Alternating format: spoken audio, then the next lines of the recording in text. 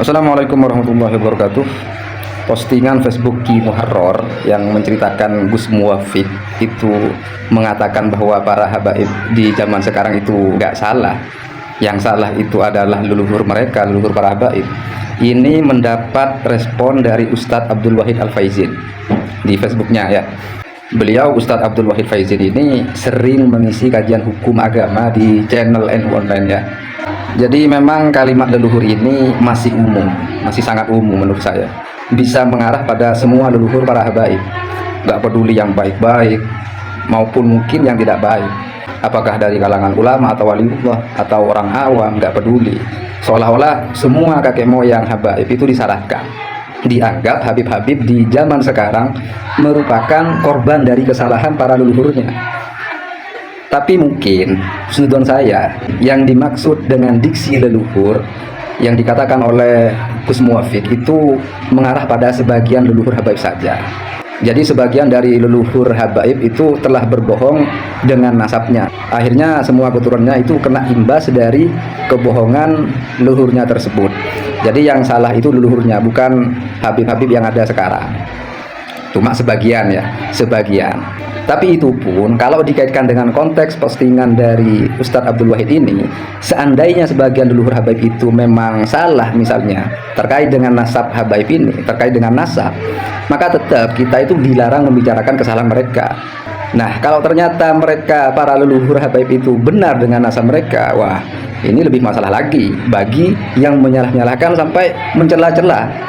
Jadi respon Ustadz Abdul Wahid Faizin ialah sebenarnya tidak ingin menulis tentang nasab lagi, karena sebagaimana disampaikan Kiai Haji Afifuddin Muhajir, itu bukan rukun iman. Jadi bagi yang percaya silahkan, bagi yang tidak percaya juga silahkan, bagi yang tidak juga silahkan.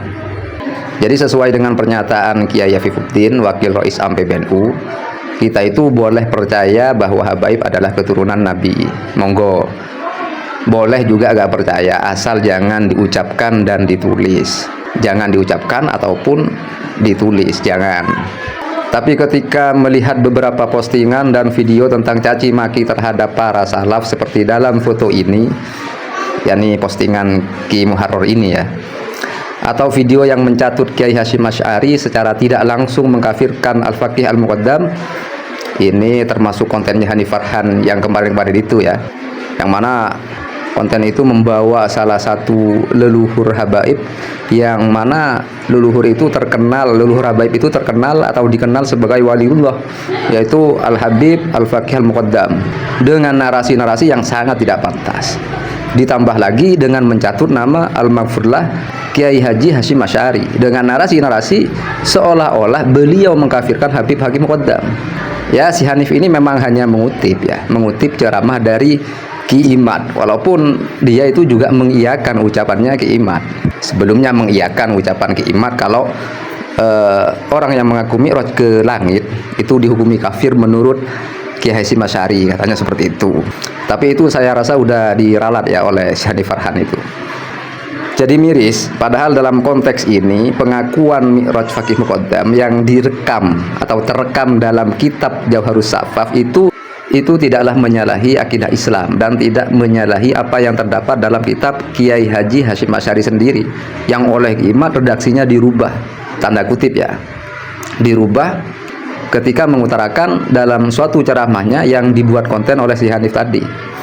Saya jadi ingat dengan status lama yang pernah saya buat tentang dosa terbesar yang berdampak buruk sampai anak keturunan kita, dosa yang paling besar yang bisa berdampak turun-temurun.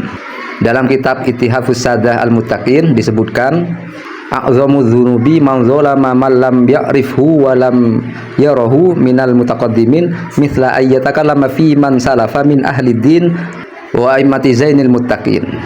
Artinya dosa terbesar adalah orang yang zalim pada orang di masa lalu yang tidak dia kenal dan lihat, yang tidak dikenal dan tidak dilihat, yang tidak pernah dia kenal dan tidak pernah dia lihat, seperti membicarakan keburukan para salaf dari kalangan ahli agama dan pada imam dari orang yang bertakwa. Jadi sudah gak kenal, gak ngerti, seenaknya mencaci. Jadi membicarakan keburukan orang-orang yang soleh yang sudah meninggal sudah termasuk dolim ya, dan dosa paling besar. Apalagi menyalah-nyalakan, bahkan mengkafir-kafirkan perbuatan mereka yang sama sekali tidak salah secara syariat. Lebih parah lagi, mereka seakan lupa dengan pesan Rasulullah berikut ini. Uzkuru mahasina mautakum wa kufu an masawihim. Ingatlah kebaikan-kebaikan orang yang telah meninggalkan kalian dan tutupilah kejelekan mereka. Hadis riwayat Turmudi.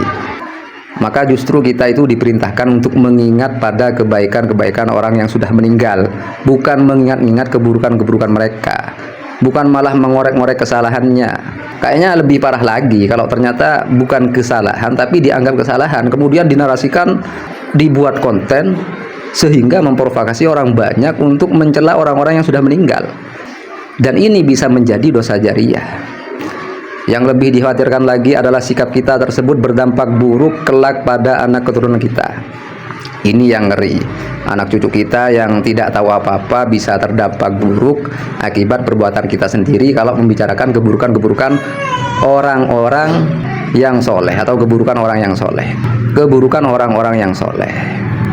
Dalam kitab Risalah Badi'ah Fit Tasawuf, alaika bihifzi lisanika an kulli mu'minin wa muslimin wa khususan as-solihin fa inna ghibatal muslimin tuhliku qalbak wa ghibatas solihin tasilu ila dzurriyyatika ba'daka. Jagalah lisanmu dari menggunjing setiap orang mukmin dan muslim, terutama orang-orang yang soleh. Sesungguhnya menggunjing orang muslim dapat merusak hatimu, sedangkan menggunjing orang-orang soleh dampak buruknya akan sampai kepada anak keturunanmu. Maka mari jaga lisan kita ya dari menggosipi, menggunjing orang-orang mukmin dan muslim agar hati kita ini tidak rusak. Lebih-lebih jangan sampai kita itu menggunjing orang-orang soleh, karena dampak buruk dari menggunjing orang-orang soleh itu akan menimpa pada anak cucu kita, juga akan menimpa pada anak cucu kita. Seperti itu. Semoga kita semuanya dijauhkan dari bersikap dan membicarakan buruk pada orang muslim, terlebih kepada para orang-orang soleh yang dekat dengan Allah. Amin. Maka hati-hatilah ketika berkata-kata berkaitan dengan leluhur dari suatu keluarga.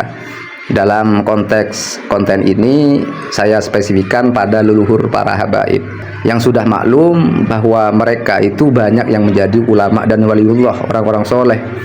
Karena sekarang ini semua habib itu menjadi target umpatan mereka.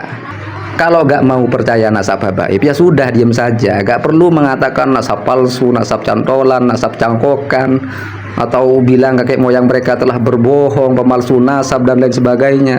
Gak perlu seperti itu. Kalau gak mau percaya diam saja, gak usah diomongin, gak usah ditulis. Jadi semoga kita semua selamat dari menggunakan mulut kita pada caci maki kepada sesama umat Islam, lebih-lebih pada mereka yang sudah mendahului kita, terlebih lagi mereka yang soleh-soleh. Wallahu a'lam bishawab. Semoga ini bermanfaat. Hadanallahu wa iyyakum. Assalamualaikum warahmatullahi wabarakatuh.